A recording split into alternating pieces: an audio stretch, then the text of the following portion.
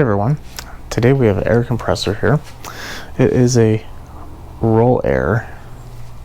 It is a JC10 Plus that the person tried to fix the pressure switch. It did not work. In addition, he also tried to fix the air filter, in which case I actually took it off. It's right here, and it's really dangerous to, especially how this person uses it, to run without an air filter. As you can tell, he might have ran it a little bit without it anyway, so that's not good. But he also needs a new air filter. That is not going to be too much of a problem, I hope. Fingers crossed. The pressure switch potentially could. They're usually fairly generic, but we're going to take a look at that right now. I keep a lot of these air filters in stock. There's the plastic ones, and then there's the steel ones. Smaller ones I do not have, unfortunately, but I think the base is the same. So, well, excuse me, not the base, but the top and the filter. So let's take a look here. If we need to, we could just remove the bottom, because it looks like it's the same size, just the connection's different to actual head. But anyway, that seems pretty good. Usually they only mount in 3 different places.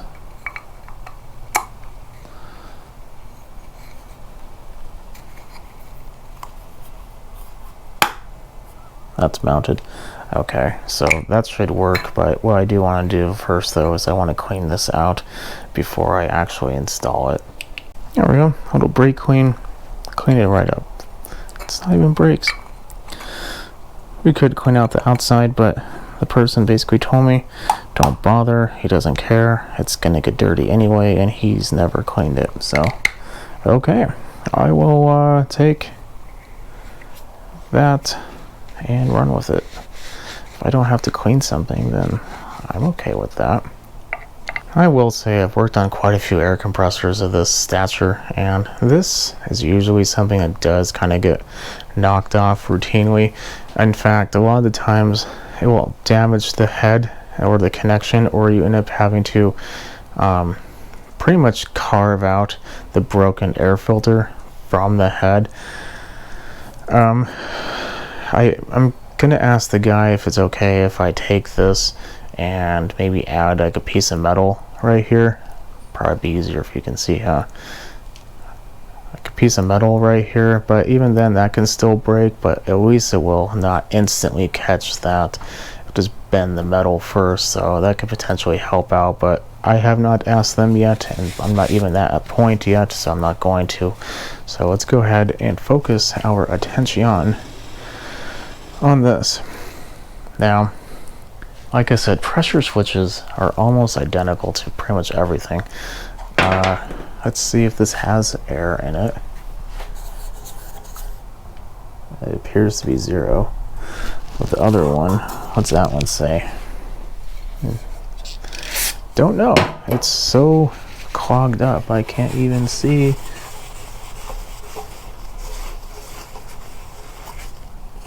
Wow.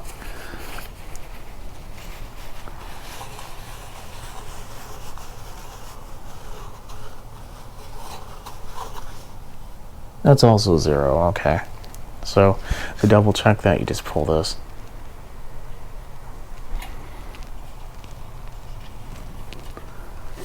Wow, is that even able to be pulled on? I might have to work with that. Actually, you know what? I'm an idiot. It would have to be 0 because it's open to the tank. So yeah, that's fine. Something I don't like though is this cable. I mean, it's not bad. It at least was done okay. I do have other cables I might look into and see if I want to use, but I don't know. He didn't really ask for that, so I'm not going to assume that he wants it. But the first thing is we are going to need to remove this fitting. So we're going to take this off. Looks like it's being held in by one screw that's holding the ground on. And we will take this screw or drop it and we will never find it again. Because that's usually how stuff works today. If it can be dropped in a place, let's just say like if there was two roads, it would find the road that was the most difficult to. And it wouldn't surprise me if they're not magnetic either. I'll find it later. So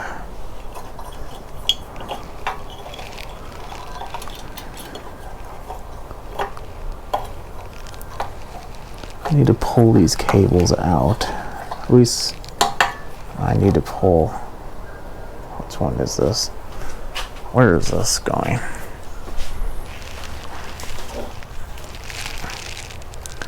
So this is the cable. So I don't need to pull this one out. I just need to pull that one out. Because that one goes to the actual compressor motor. That can be a little difficult sometimes. It's meant to be difficult.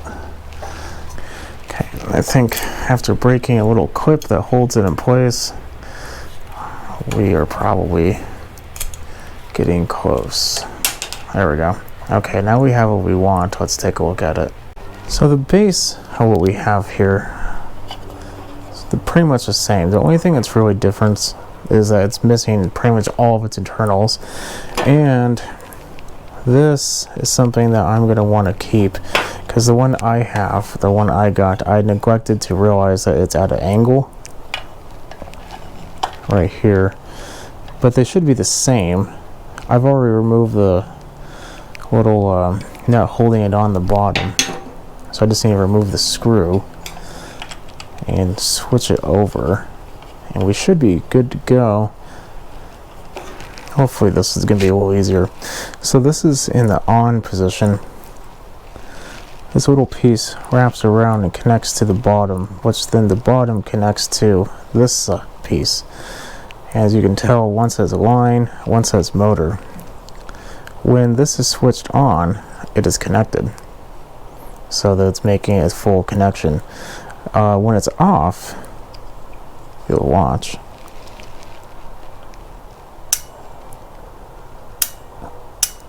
Connection's broken. So that's how that ends up working. So what we need to do is I need to take this off, put it on here, and then also that's a good point. So more or less what I'm going to do is this. The bottom here is two grounds. As you can tell, every single one of these have these little connectors on them that just slide in. I'm going to loosen each one of these four, and on there we have black, white, and green. Black should be hot, I believe the white should be neutral, and green hopefully is ground. But we don't really care too much about that. What we care about though is that the ground is the right one, which we already know because we took it off the other one. The main thing is that ground is here. The line from the motor is connected here.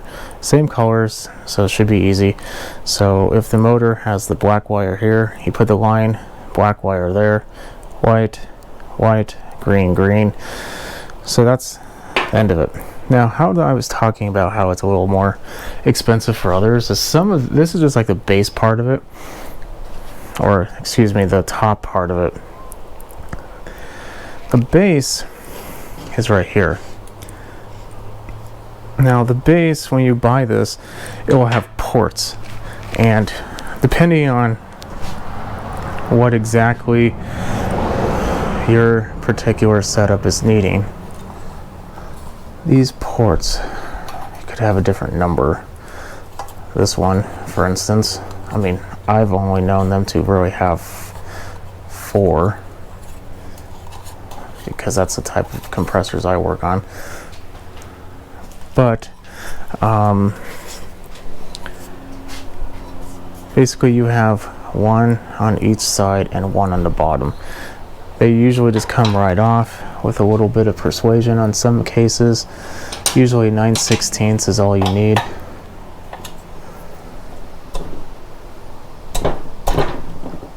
And also remember not to tighten it. If you do tighten it, make sure it can come off. This one I think we will have to work around the handle though, so we're going to want to do that.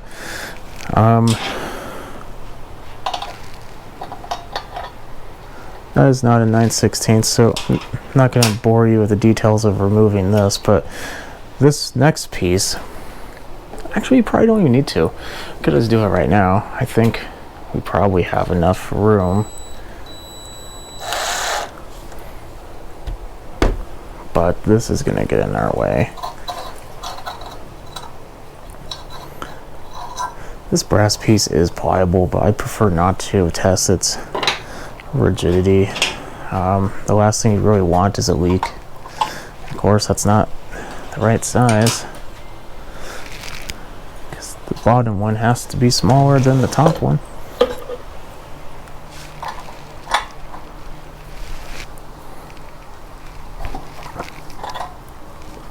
So we're going to take this off.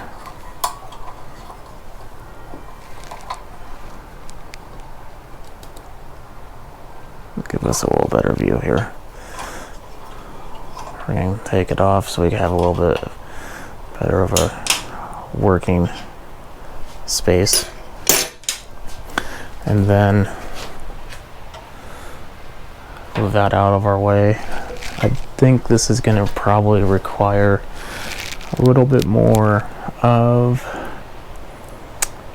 a little larger wrench or ratchet or something, but let's see if we could just push it off without. No. Okay. We might have to do it the hard way. Let's see here. It's going to shake you all around. I'm going to put you away real quick. Unfortunately, this air connection is not going to allow me to clear this sidebar. So we're going to, oh, that wasn't even that tight. We're going to take this off. Now I know what you're thinking. How is this going to hold pressure, since a lot of this is just nasty to begin with? Well, we're going to make sure it does by probably putting a whole lot of good Teflon tape on it. Some people will say you shouldn't use Teflon. I'm not one of those people. Teflon should not be used on a variety of things, I'm not going to lie. But this is not one of them, in my opinion. The reason why is usually they consider Teflon like a flammable item. So that's why you don't use Teflon for like welding tanks. This doesn't see fire. It sees heat, but not fire. So I'm going to finish this and bring you back. Okay, so I got this piece off. Now, I like to use, in this case, where's the top for it? Oh, it's on there. This stuff, it's kind of like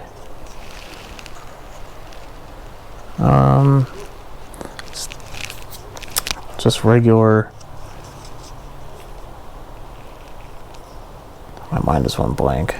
Not silicone. You know what I mean. But it seems to work a little better. And trust me, there's nothing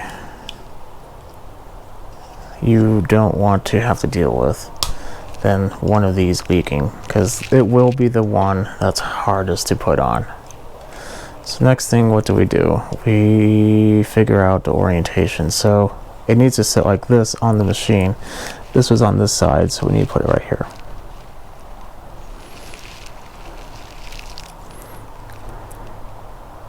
Yeah, because the handle's not going to clear, so we do have to make sure that we are putting this on very tight.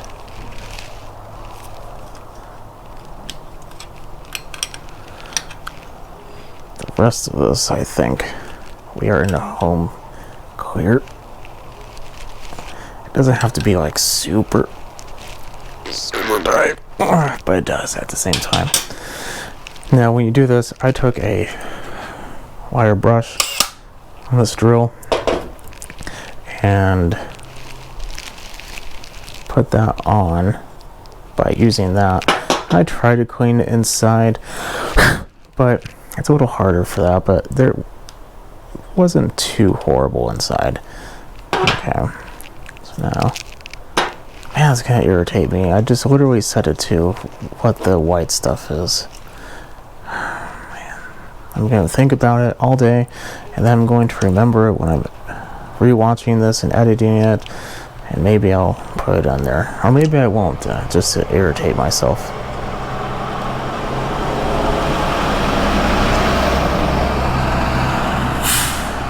Like, obviously it's tape.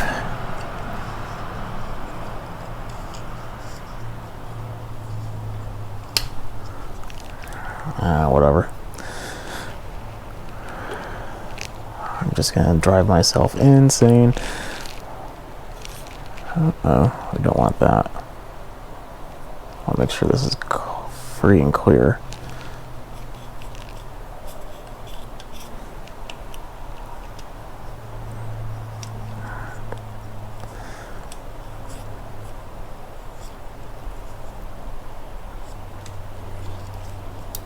Teflon. That's what I can remember the name of. Oh man, that feels good. Okay, so yet again, I don't want to get this to a point where I can't make one full revolution. I mean, technically it's not probably nearly as important right here, but it still is important. If it's a little off, it's not the end of the world. But it is going to be irritating to look at.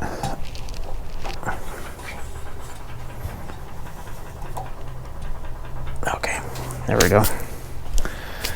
So the rest of it is just going to be a whole lot of that. So I'm just going to do that, and I will bring you back once it's all done.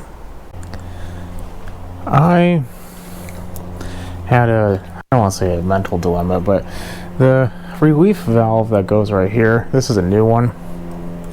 While I prep it, I'll explain it, what it does and what happened to the one that I took off. So the one I took off, I tried to, I don't want to say get running, but it just wasn't wanting to work. Like when you pull on the little clip on the end, it should open up a port, and then that port then allows air that's built up in the compressor to escape. And it's more or less there to make sure that any air that is in there can leave. I mean, I don't want to say it's useless, but it is something that isn't going to, in my opinion, make or break a air compressor. So if it doesn't work, then it doesn't work. And I put the tape on wrong.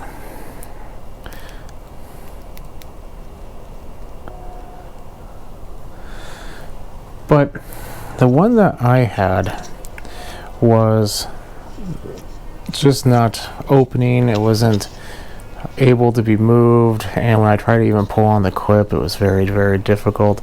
And taking it off, someone, I think, tried to replace it. Oops. And just mangled it pretty good, I might add. So I decided to just buy a new one. These, as long as they just fit, are fine. It's not, if you just go in there and type in compressor relief valves on Google or eBay or Amazon, or go to your local hardware store and say, I need a compressor relief valve, it's not going to be difficult to figure out what you need, and they will all pretty much work. So as long as they thread in, you're probably okay. So this is what they're supposed to do. That's in there pretty good. When you pull this, psst, air comes out. That one's nice and pliable. The other one was complete the opposite. So I'm going to go ahead and continue on. I'm going to connect the cord or the cables and the wires and everything, and I'll show you what I come up with. And there you have it. You can't really see the grounds, but they're back here. They're just in the little screw holes on the bottom. And then white goes to white, black goes to black. So 2 white ones, 2 black ones, and that's it. I'm just going to put the cover back on. It's just 1 screw, and then it kind of hooks on over here. I do need to put on a little valve, so I'm going to take that off and install it on the new one. And after that, I do believe we are able to check this out and test it. Now, I do. Where's my 10 millimeter? I do have a.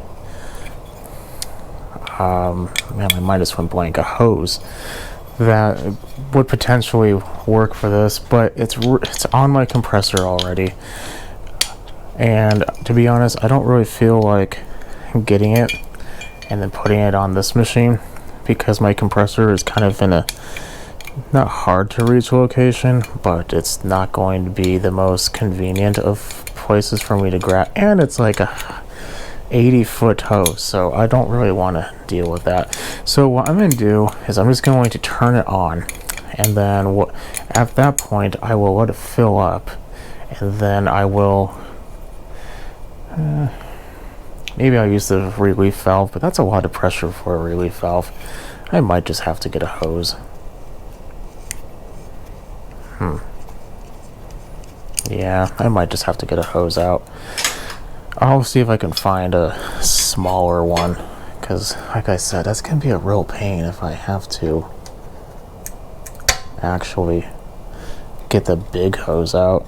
Let me make sure I have the right fittings and everything. I mean, I'm sure I do, because these look like they're pretty standard.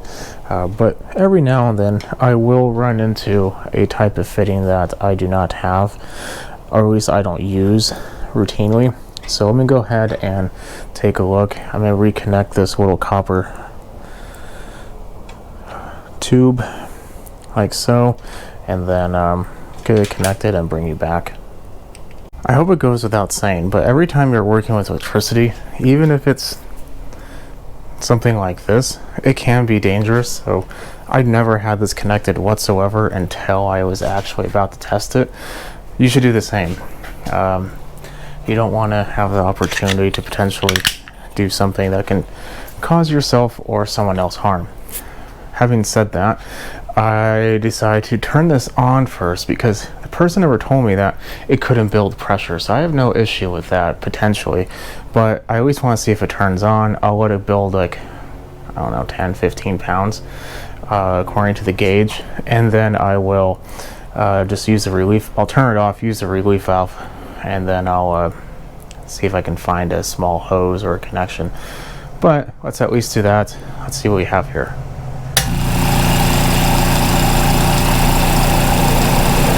Wow, that's quiet. I was not expecting that at all.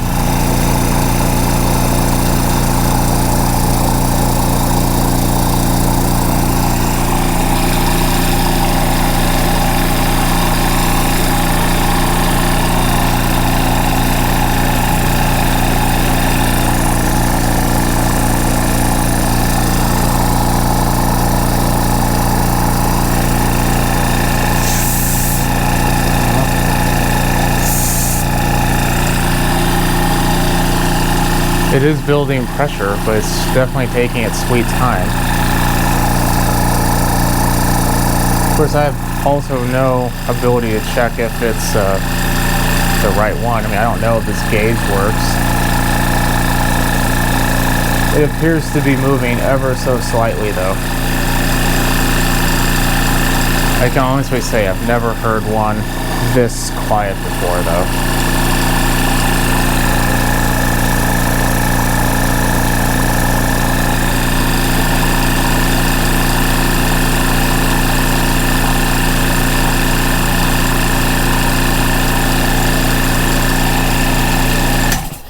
turn it off and see if we hear any leaks.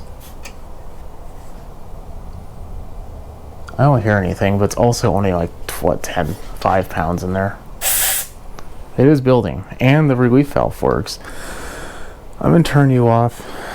I'll let this run for about 2 days, and when we get enough pressure, we'll, well, why is it taking so long?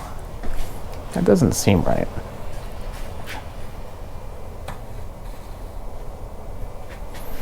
You know? I don't hear anything leaking.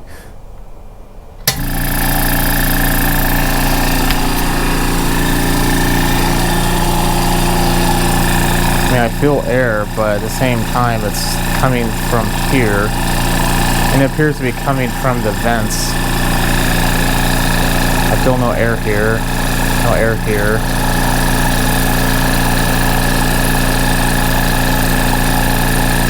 We feel something right here.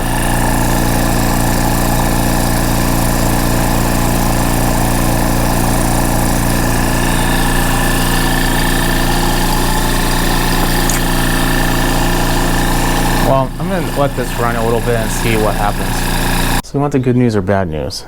The good news is it obviously turns on. There's no powering up problems, it's all fine there. The bad news is it's not building pressure, or at least not a lot of pressure. It builds up a little bit. I mean, you can hear it when I release it. So I was putting my hand everywhere and I couldn't really find much of anything. Then I brushed over here and I thought, well, it was originally maybe a fan, but I think now it's I took the filter off and I literally feel pumping air up and down, up and down, up and down, up and down. So it's not sealing in the head of the actual air compressor. Well, when I got it, it didn't have the filter. So we may have, there's these little checks in there. Maybe they're dirty, this needs to be cleaned. Maybe the whole thing needs to be rebuilt. I don't know. But I think I'm going to call it on this one. We'll take a look at a different video for repairing the top end of this.